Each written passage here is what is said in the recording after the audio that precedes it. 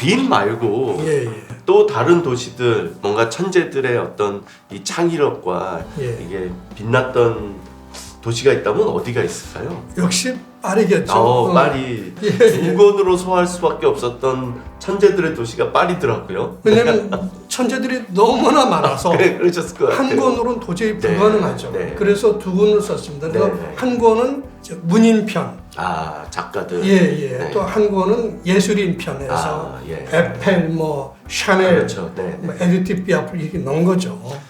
파리 중에서도 뭐 굳이 꼭 한 사람을 꼽아서 얘기를 하자면 누가 가장 천재적이죠? 피카소 얘기를 잠깐 하면 파리가 모든 예술 사조, 미술 사조의 일종의 저수지 같은 곳이잖아. 발전소 같은 곳이잖아. 그렇죠? 뭐 입체파, 야수파, 실주의, 인상주의가 다 파리에서 나왔죠. 피카소는 몽마르트에서 조그마한 그 세탁선이라는 조그마한 그 아틀리에에서 아프리카 미술을 보고 충격받아서 아프리카 미술을 자기 미술에 뭔가 끌어들여서 뭔가 변화를 모색하죠. 그러면서 만든 게 바로 입체파죠. 아프리카 미술을 낮게 보지 않고 무시하지 않고 아프리카 미술의 장점을 끌어들여서 자기 미술로 만들어냈다는 사실이죠. 클림트처럼 피카소도 결국은 그렇게 오픈된 생각으로 남의 것을 받아들여서 자기의 작품을 변화시킨 거네요. 그렇죠. 또 다른 도시 중에 제가 주의 깊게 재밌게 본 건 뉴욕인데 뉴욕에서 한국인을 언급하셨더라고요. 한국인이요? 백남준 씨. 백남준은 한국인이라고 하기는 너무 작은 테두리고요. 저도 그 얘기를 드리려고 했습니다. 그렇습니까? 백남준, 한국인이지만 코스모폴리탄이죠. 세계인이었죠. 그렇죠. 말씀하시기 전에 잠깐 생각이 나는 게 뉴욕에 갔을 때 그 왜 이제 워싱턴에 가면 스미소니언 박물관 협회 산하에 그 미국 미술박물관 예술사 그래서 뭐 그리고 이제 초상화 박물관이 있는데 거기에 그 책방에 가서 제가 충격받은 게 딱 봐도 한국 이름인 거예요. 남준백이라고 써 있는 거예요. 남준팩이죠. 그렇죠. 근데 거기에 부제가 원제죠. 글로벌 비저널이라고 딱 써 있더라고요. 그럼요. 글로벌 비저널이죠. 제가 그거 되게 울컥했어요. 그러니까 한국인이라고 하면 안 되는 겁니다. 그 참 너무나 좋은 얘기를 해주셨는데 백남준이 19살 때까지 한국에 살았잖아요. 그리고 나서는 일본, 독일, 미국, 정확히 말하면 뉴욕이죠. 뉴욕, 프랑스 파리, 암스테르담은 떠돌며 살았잖아요. 우리 송 작가님 백남준을 처음 이름 들어본 게 언제이십니까? 저도 기자로 일하면서 들었으니까 한 10여 년 전쯤, 20년 전쯤? 저는 1984년에 백남준의 이름을 처음 알았습니다. 그러니까 83년 1월 시작하자마자 KBS에서 어떤 걸 했냐면 굿모닝 미스터 오웰이라는 그 멀티미디어 쇼를 했습니다. 그때 백남준 이름을 처음 접했어요. 그 전까지 한국인의 0.01% 백남준을 아는 사람은 한국인의 0.01%도 되지 않았어요. 그렇지만 세계인은 미국, 일본, 독일, 프랑스, 네덜란드에서는 다 백남준의 명성이 자자했습니다. 백남준은 이미 그 전에 84년 이전에 세계적인 미술가로 아티스트로 성공한 겁니다. 백남준은 한국에서 태어났지만 이미 여러 나라들이 백남준을 만들어낸 겁니다.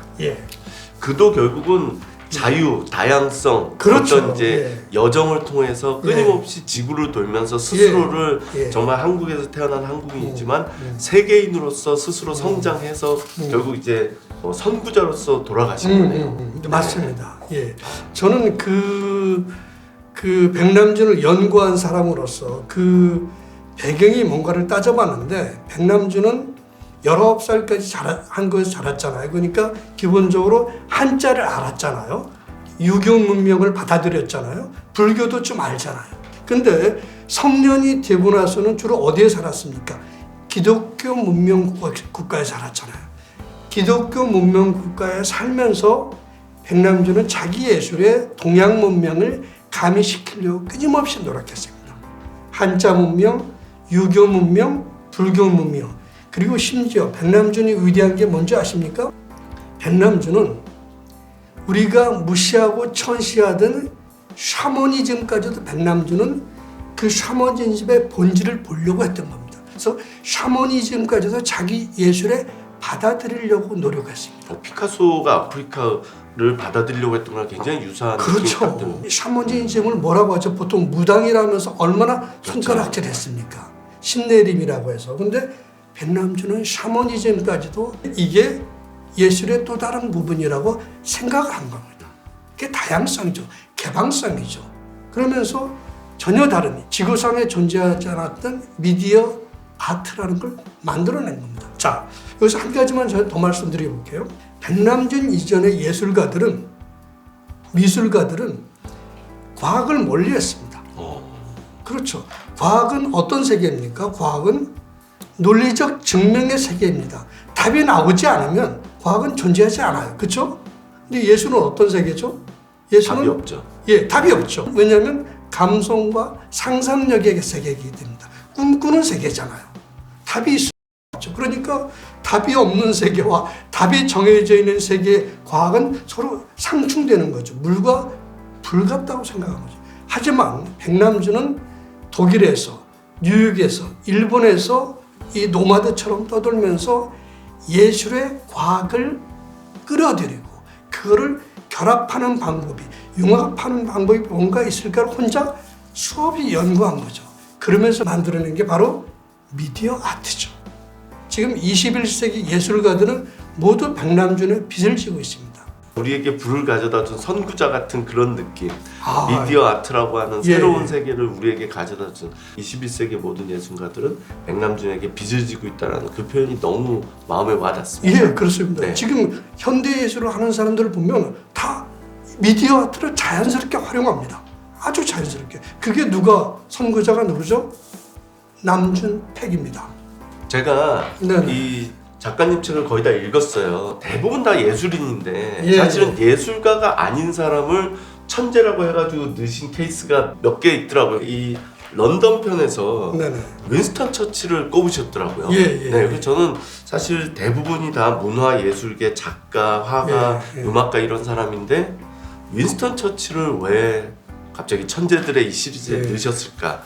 제가 말하는 천재는 한 생애를 살면서 업적을 통해서 인류 사회를 윤택하고 이롭게 만드는 사람을 저는 천재라고 정의합니다. 윈스턴 처칠이 있었기 때문에 우리가 히틀러의 나치즘으로, 파시즘으로부터 우리가 자유를 얻었잖아요. 더 이상 설명이 안 되잖아요. 설명할 필요가 없죠. 그래서 그 윈스턴 처칠을 집어넣은 거죠. 도널드 케이건이 말이죠. 이런 얘기를 썼어요. 페리클레스의 현대적 지도자가 윈스턴 처칠이다. 그 대목 기억나세요? 예. 그래서 저는 깜짝 놀랐습니다. 런던이 사랑한 천재들에서 쓴 인물인데, 그래서 야, 참 놀랍다. 케이건과 제가 관점이 좀 일치하는 게 있었구나. 이 지식향연은 우리나라의 청춘들, 젊은이들에게 꿈과 희망과 미래에 대한 비전을 제시해주기 위해서 만들어진 프로그램인데 이 페리클레스 시대와 오늘날의 뭐랄까요, 대한민국을 비교해보면 어떤 생각이 드세요? 페리클레스도 얘기를 했고 도널드 케이건도 이 책에서 강조를 했습니다. 그러니까 결국은 어떤 사회가 발전하려면, 그 발전을 유지하려면 몇 가지 조건이 있죠. 첫째는 그 사회가 다양성이 보장돼야 됩니다. 다양함이 막 섞여야 됩니다. 그리고 무한한 자유가 보장돼야 됩니다. 표현의 자유를 포함해서 예술의 자유가 보장돼야 됩니다. 그래야만 우수한 인재들이 그런 다양성과 자유를 먹고 살면서 우수한 인재들이 재능이 점점점 성장해서 뉴욕에서 백남준이 그 천재로 꽃을 피운 것처럼 재능 있는 인재들이 꽃을 피울 수 있는 거죠. 다시 한번 강조하면 다양성과 자유가 최대한 증진되고 보장돼야 됩니다.